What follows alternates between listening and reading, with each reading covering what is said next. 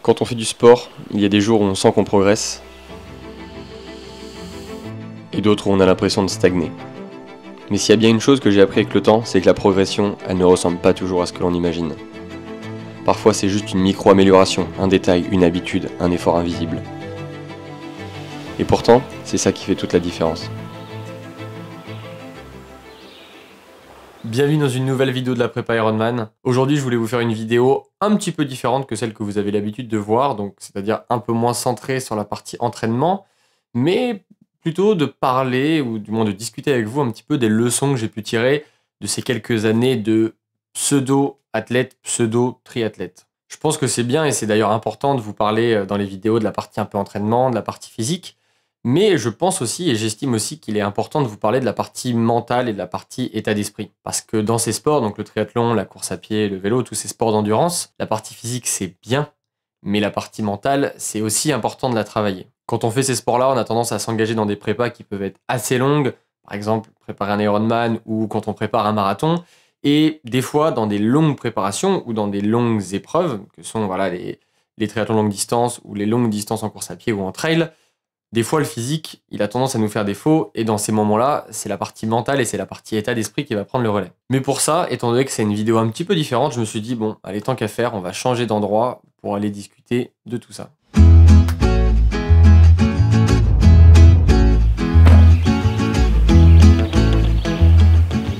Donc aujourd'hui, je voulais vous parler d'un concept que j'ai découvert il y a quelques années maintenant et qui, honnêtement, a changé pas mal de choses dans ma vie, ou du moins dans la manière dont j'avance dans les projets que j'entreprends. Ce concept, c'est celui de devenir 1% meilleur chaque jour. Contrairement à ce concept, qu'est-ce qu'il veut dire?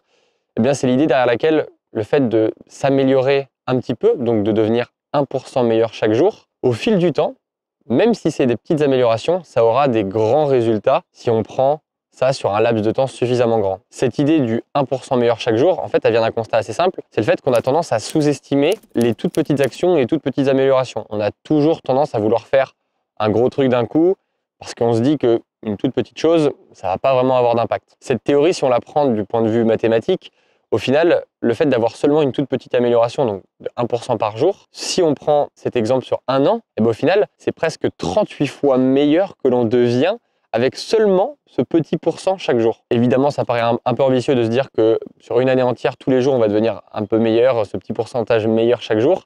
Mais si on reste sur cet exemple chiffré et qu'on se dit que sur une semaine de 7 jours, donc 5 jours sur 7, on va être meilleur, il y aura 2 jours un peu off, ça fait quand même 232 jours sur une année où on va progresser, où on va s'améliorer d'1%. Et au final, à la fin de l'année, on sera quand même 10 fois meilleur. Donc là, je vous donne des chiffres, histoire d'illustrer un petit peu. Mais au final, ces chiffres, ils ne sont pas vraiment si importants que ça. Par contre, l'idée derrière, elle l'est. Un résultat qui peut paraître énorme en fait à la fin, il vient de toutes petites actions et surtout des actions qui sont certes modestes mais qui ont été constantes. Là, vous allez me dire pourquoi est-ce que je vous parle de ça et quel est le lien réel avec le sport et avec le triathlon. Donc là, il y en a peut-être certains qui voient là où je veux en venir, mais si vous repensez à ce concept-là et vous l'appliquez au sport. Donc imaginez que chaque nouvelle journée, chaque nouvel entraînement, vous allez avoir une toute petite amélioration qui sera certes peut-être pas visible, mais au final, chaque petite amélioration que vous aurez eue mis bout à bout sur une période suffisamment longue, et ben en fait, c'est là que vous progresserez, que vous allez vous améliorer et que vous allez devenir meilleur dans la discipline. Donc là, on parle du triathlon en l'occurrence, mais ça peut être d'autres aspects évidemment et d'autres sports. Et honnêtement, le fait de s'améliorer dans le sport, ça peut prendre des formes diverses et variées. Imaginez par exemple que vous allez travailler des intensités spécifiques pour améliorer vos qualités de vitesse. À l'inverse, vous allez peut-être faire une sortie facile qui va peut-être être chiante, mais au final, vous allez travailler votre endurance. Ça peut être aussi d'apprendre un nouvel aspect mécanique pour votre vélo. Ça peut être aussi, par exemple, regarder cette vidéo et donc s'intéresser et apprendre des nouvelles choses sur, par exemple, un petit peu la préparation mentale, l'entraînement, la nutrition. Honnêtement, il existe plein de manières de s'améliorer dans le sport quand on pratique une activité sportive. Et c'est pas seulement juste l'activité physique en elle-même, il y a également plein d'autres aspects autour pour s'améliorer et pour progresser. La clé, c'est vraiment de se dire que chaque jour, ou du moins le plus souvent possible, il faut arriver à faire ces petites actions, ces petites améliorations. Quand on les prend de manière individuelle, elles vont paraître un petit peu insignifiantes ces actions ou ces améliorations. Sauf que mis bout à bout, et encore une fois, je le répète, sur une période de temps suffisamment longue, c'est là qu'elles auront de vrais impacts et de réels impacts positifs et d'amélioration sur vous. Ce principe de devenir 1% meilleur, là je vous en parle dans un contexte lié au sport, parce que évidemment c'est le thème de la chaîne et c'est le thème des vidéos, mais vous l'aurez compris, vous pouvez l'appliquer à plein de choses dans la vie. Moi par exemple, j'essaie de l'appliquer pour la partie pro et aussi également pour les vidéos YouTube.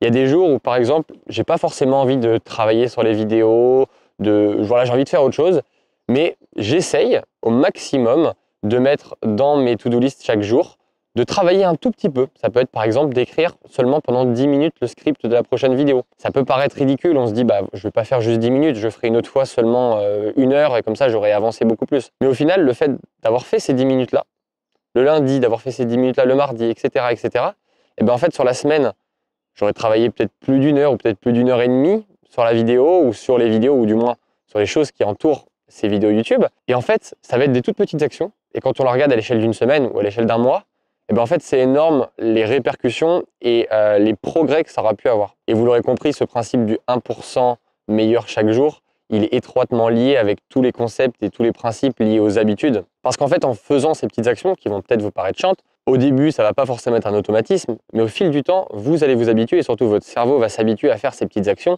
Et donc, sans vous rendre compte, vous allez créer une habitude. Et il y a une citation que j'aime beaucoup qui est « You get what you repeat ». Donc en anglais, bon, ça rend un petit peu mieux, mais comprenez, vous obtenez ce que vous répétez. Et dans le sport, c'est totalement ça. Vous ne pouvez pas obtenir des résultats incroyables ou des chronos incroyables si vous ne répétez pas les actions jour après jour, mois après mois et année après année. Ce que vous allez obtenir à la fin, les chronos qui vous font peut-être rêver, vous allez les obtenir parce que vous allez les répéter. Et au final, c'est ça dans le sport, mais c'est aussi ça dans pas mal d'autres aspects de la vie. Comme je vous l'ai déjà dit avant, la partie chiffrée de ce concept, donc voilà, de se dire que si on fait les calculs, on est 37 fois ou 38 fois meilleur dans une année, ça n'a pas vraiment d'importance, je vous l'ai déjà dit. Par contre, la philosophie derrière, le fait de répéter et d'incrémenter toutes ces petites actions, ça, c'est ce que vous devez retenir de la vidéo. Ce principe des 1%, vous vous en doutez, c'est pas moi qui l'ai inventé, il est tiré d'un livre qui s'appelle Atomic Habits, que je vous conseille d'aller lire si vous aimez voilà, ce genre de principe, ce genre d'idée, un petit peu voilà, d'état d'esprit, de mindset. C'est un livre qui est génial, il y a pas mal de choses dedans, c'est un classique. Et c'est le genre de bouquin où en fait, on peut tirer des choses qui vont être pas mal utiles dans la vie et notamment dans la pratique du sport. Et sans transition, en parlant de sport, laissez-moi vous faire un petit point sur la prépa. Là, je ressors d'une semaine de récupération / assimilation à la suite du semi-marathon de Nantes. Si vous n'avez pas vu la vidéo du semi-marathon, bah écoutez, je vous encourage à aller la voir. Elle est sortie mercredi dernier. Et si vous n'êtes toujours pas abonné, eh ben, vous savez ce qu'il vous reste à faire. C'est le genre de petites actions, c'est de petits 1% d'amélioration que vous aurez dans votre journée si vous vous abonnez. C'est pas grand chose, mais en tout cas, pour moi, ça fait plaisir, ça veut dire beaucoup. Ça montre que vous soutenez mon travail et mon investissement dans les vidéos. Et comme ça, vous rejoignez l'aventure Ironman. Et donc, ça a été une semaine de récupération, d'assimilation assez frustrante parce que la météo était tout simplement exceptionnelle. Il y a eu des très belles journées ensoleillées, des journées chaudes. Mais j'étais en semaine de récup, donc les sorties n'étaient pas très longues, elles étaient pas tellement intenses. Surtout pour les sorties vélo où j'avais envie de sortir 3-4 heures. Mais bon, des fois, il faut savoir s'écouter, il faut surtout savoir écouter ce que le coach vous a préparé. Et une prépa aussi, c'est ça, une prépa réussie, c'est de savoir respecter ces temps de récupération, ces temps d'assimilation pour savoir retravailler à fond quand il faut. Pendant cette semaine d'assimilation, il y a quand même eu des sorties vélo en extérieur et j'ai eu la chance de rouler avec Julien. Je vous avais parlé de lui dans une vidéo d'il y a 2 semaines. Julien, c'est un abonné qui m'avait contacté sur Instagram pour me parler d'un projet qu'il allait entreprendre. Il partait donc de Montpellier pour rejoindre Paris en passant par la façade atlantique, le tout en vélo, donc plus de 2000 km qui le séparaient de Montpellier à Paris, et il faisait cette aventure pour sensibiliser sur une maladie très peu connue qui est la choroïdérémie, donc c'est une maladie dégénérative de la vue, et donc ce périple avait pour but de sensibiliser et aussi un petit peu de lever des fonds pour voilà, favoriser la recherche autour de cette maladie. Et Julien, il avait une étape où il passait au Sable d'Olonne, il m'avait prévenu de ça, et on s'était dit que ce serait cool de pouvoir essayer de se caler, et heureusement ça a collé avec mon emploi du temps, ça a collé avec le sien, et on a pu rouler ensemble, donc je l'ai rejoint au Sable, et je l'ai accompagné jusqu'à la fin de son étape à La Roche-sur-Yon, donc il faisait La Rochelle, direction La Roche-sur-Yon en passant par les Sables, et j'ai pu l'accompagner sur sa fin de sortie. C'était une sortie du coup assez tranquille pour moi, pour lui un petit peu moins, parce que moi j'étais dans la facilité, mon vélo avec seulement moi dessus, lui il avait son vélo mais avec les 30 kg de chargement, avec ses affaires, tout ce qu'il a, tout le chargement assez impressionnant, et ça a été très très cool parce que en fait c'est une rencontre qui est virtuelle, parce que c'est une rencontre qui a été faite via les vidéos YouTube et via des messages Instagram, mais le fait de pouvoir concrétiser cette partie virtuelle en rencontre dans le vrai monde, C'est tout juste incroyable. Franchement, on a passé 1h30 à rouler ensemble, à discuter de plein de choses. C'était trop cool. Julien, lui, il est du sud. Je vais de temps en temps dans le sud, donc j'espère pouvoir le revoir. Et c'est dingue de se dire que voilà, de faire des vidéos, tout simplement de les poster, bah, en fait, ça mène à des belles rencontres et c'est tout juste incroyable, quoi. Également, cette semaine, j'ai pu faire mon premier triathlon. Alors, je n'ai pas participé en tant qu'athlète, mais j'ai pu travailler sur un des premiers triathlons de la saison qui a eu lieu à côté des Sables d'Olonne, donc le triathlon Nature et Famille à Olonne-sur-Mer. Et j'y étais pour filmer Chloé QDV, que vous devez sûrement connaître, parce que évidemment, c'est un peu paradoxal de dire ça, mais c'est pas moi qui vais faire sa pub, hein, étant donné qu'elle est bien plus connue que moi. Et donc voilà, j'ai pu l'accompagner sur son premier triathlon, filmer la préparation de course, filmer la course, les transitions. J'ai même pu courir avec elle sur une des boucles. C'était très sympa et surtout c'était vachement cool de pouvoir se replonger dans une ambiance triathlon. Voilà, début de saison, même si on n'y participe pas, on se met un petit peu quand même dans une ambiance. Psychologiquement, on se dit voilà, que ça va être bientôt notre tour pour des distances qui vont être bien différentes parce que là c'était sur une distance M. Psychologiquement, voilà, ça commence à mettre dans le bain et surtout ça a donné vachement envie, voilà, de voir toutes ces épreuves, tous ces moments de sport, toute cette énergie qu'il y a lors d'un triathlon. C'est tout juste dingue et je vous invite du coup à aller voir la vidéo de Chloé. Elle a fait une longue vidéo sur son aventure d'athlète, donc les 3 mois qu'elle a passé à se préparer pour ce triathlon et pour devenir athlète.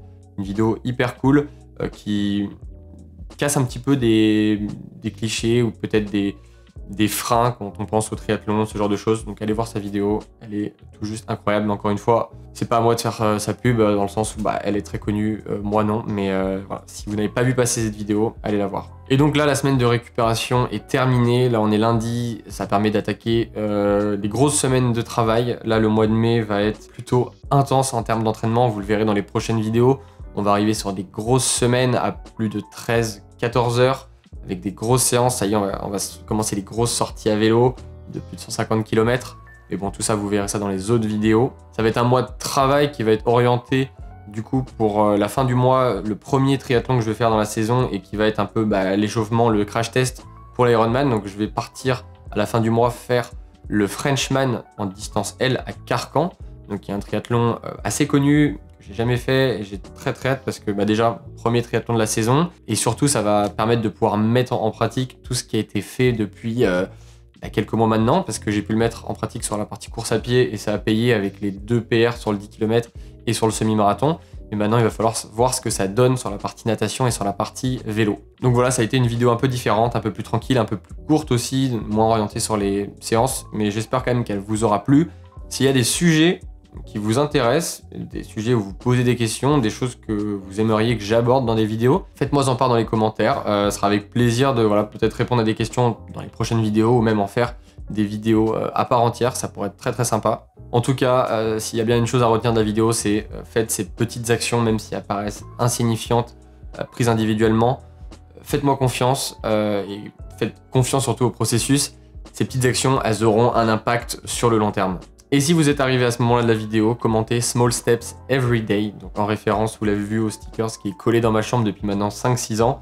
Voilà, ça résume très bien le thème de cette vidéo, il n'est pas là par hasard, et je pense que cette petite citation, elle peut paraître anodine, mais en fait elle est quand même pleine de sens. Merci d'avoir regardé la vidéo jusqu'ici, vous connaissez les habitudes, donc commentez, likez, et abonnez-vous si ce n'est toujours pas fait, ça fait extrêmement plaisir, et on se dit à la semaine prochaine.